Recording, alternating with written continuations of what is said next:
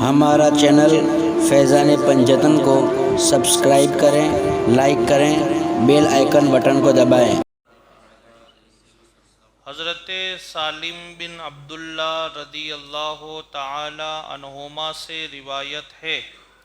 کہ امیر المومنین حضرت عمر فاروق اعظم رضی اللہ تعالی عنہ نے مسجد نبوی کے کنارے پر ایک کشادہ جگہ بنائی اور اس کا نام بطیحہ رکھا۔ پھر فرمایا کہ جو آدمی بات کرنے کا ارادہ کرے یا شعر کہنا چاہے یا بلند آواز سے کوئی بات بولنا چاہے تو اس کشادہ جگہ میں چلا جائے۔ حضرت عمر فاروق اعظم رضی اللہ تعالیٰ عنہ نے مسجد نبوی کے پاس میں ایک جگہ تھی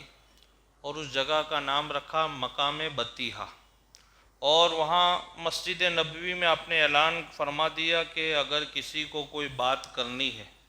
یا کوئی شعر کہنا ہے، اس زمانے میں لوگ شعر بھی کہا کرتے تھے اور سب عربی لوگ تھے اور صحابہ کرام کا مقدس دور تھا، تو لوگ شعر و شاعری بھی کیا کرتے تھے، اور کچھ بات بھی اگر کرنی ہو۔ دوسرا اس زمانے میں یہ تھا کہ جو بھی فیصلے وغیرہ ہوتے تھے وہ مسجدوں میں ہی ہوتے تھے۔ کوئی بھی معاملہ ہو، گھریلو معاملہ، سماجی معاملہ یا کاروبار کا کوئی معاملہ، اس وقت سارے معاملے مسجدوں میں آتے تھے، اور جو بھی امیر المومنین ہوتے یا جو بھی گورنر ہوتے یا جو بھی وہاں کے ذمہ دار بنائے جاتے، ان کے پاس وہ معاملے جاتے اور وہ مسجد میں سب کے سامنے وہ معاملے کو حل کرتے تھے۔ تو اب ظاہری بات ہے کہ حضرت عمر فاروق اعظم رضی اللہ تعالیٰ عنہ نے دیکھا کہ دن بدن معاملات بھی بڑھتے گئے اور لوگوں کی باتیں بھی بڑھتی گئی،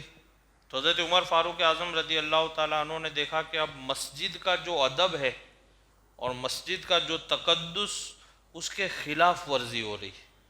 تو پھر حضرت عمر فاروق اعظم نے ایک جگہ بنا لی کہ جیسے ہماری یہ مسجد ہے تو وہ کونے میں ایک جگہ خالی ہے، وہاں ایک جگہ بنا دی اور اس کا نام رکھا مقام بطیحہ۔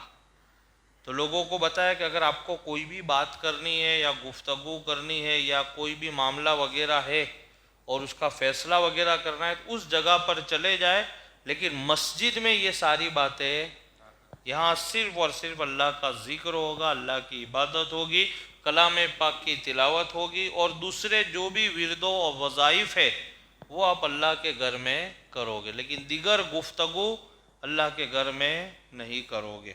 میرے پیارے آقا صلی اللہ علیہ وسلم کے پیارے دیوانوں، مسجد نبوی کے کنارے اس جگہ کے بنانے کی وجہ یہ تھی کہ اس دور میں رعایا کے تمام مسائل، رعایا یعنی مخلوق، رعایا کے تمام مسائل اور فیصلے سب کچھ مسجد میں ہی ہوتے تھے۔ اس زمانے میں سارے جتنے بھی مسائل حل ہوتے تھے وہ مسجد میں ہوتے تھے۔ تو حضرت عمر فاروق اعظم کو لگا کہ اب زیادہ معاملات بھی زیادہ ہو رہے، لوگوں کا ہجوم بھی زیادہ ہو رہا ہے، اور لوگوں کے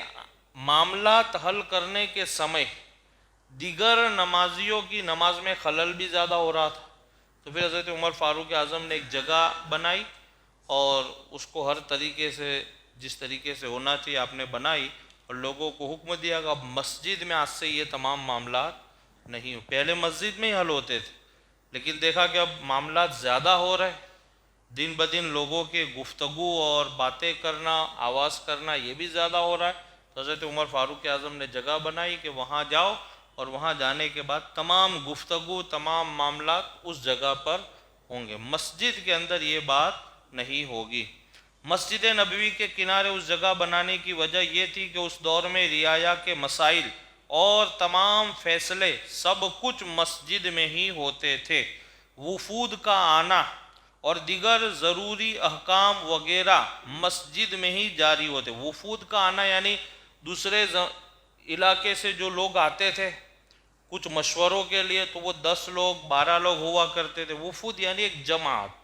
ایک گروہ، تو وہ لوگ بھی جو آتے تھے، کیونکہ حضرت جو امیر المومنین ہوتے تھے حضرت عمر فاروق اعظم، وہ مدینہ شریف میں تھے، یا دیگر اور بھی جتنے بھی باتیں تھے وہ سارے لوگ مدینہ شریف میں رہتے، تو ان سے مشورے کے لیے لوگ آیا کرتے تھے. 5 لوگوں کا ٹولہ آ رہا ہے، 10 لوگوں کی ٹولی آ رہی ہے، 15، تو یہ لوگوں کا آنا اور دیگر ضروری احکام، یعنی جو شریعت اور سماج کے متعلق جو ضروری باتیں ہوتی تھی وہ بھی مسجد میں جاری ہوتی تھی. مسلمانوں کی تعداد دن بدن بڑھتی گئی اور مسائل بھی بڑھتے چلے گئے، لہٰذا ایک خاص جگہ بات کرنے کے لیے مخصوص کی گئی تاکہ دوسروں کی عبادت میں خلل بھی واقع نہ ہو، بلکہ بات چیت کے لیے اس مقام پر چلے جائے تاکہ مسجد کا تقدس بھی باقی رہے، مسجد کا ادب و احترام بھی رہے. جیسے ہمارے یہاں کچھ ہوتی ہے تو ہم کہا بھائی یہاں مت بولو، باہر چلے جاؤ، باہر جا کے آپ بات کرو. کیوں بولتے؟ وہ اس لیے کہ 2 باتیں، کہ نمازی کی نماز میں بھی خلل نہ آئے، اور دوسرا کہ مسجد کا جو ادب ہے وہ بھی رہے. ہم یہاں رہیں گے، کبھی کوئی گفتگو کریں گے تو ہو سکتا ہے مسجد کا ادب و احترام میں بھی کوئی کمی آئے، اور کوئی اگر عبادت میں ہے تو اس کی عبادت میں بھی خلل آئے. تو اس لیے مسجد کے اندر عبادت ہونی چاہیے، کلام پاک کی تلاوت آپ کریں، دیگر اوراد و وظائف آپ پڑھیں، نوافل آپ پڑھا کریں، اور جتنے بھی ذکر کی قسمیں ہیں ساری آپ ادا کریں. لیکن جب کوئی ضرورت والی بات کرنی ہو تو آپ مسجد سے باہر چلے جائیں تاکہ نمازیوں کی نماز میں بھی کوئی خلل نہ ہو اور مسجد کا ادب و احترام بھی قائم رہے. اللہ سے دعا ہے کہ اللہ رب العزت مجھے اور آپ تمامی حضرات کو مسجد کا ادب و احترام کرنے کی توفیق رفیق عطا فرمائے. ان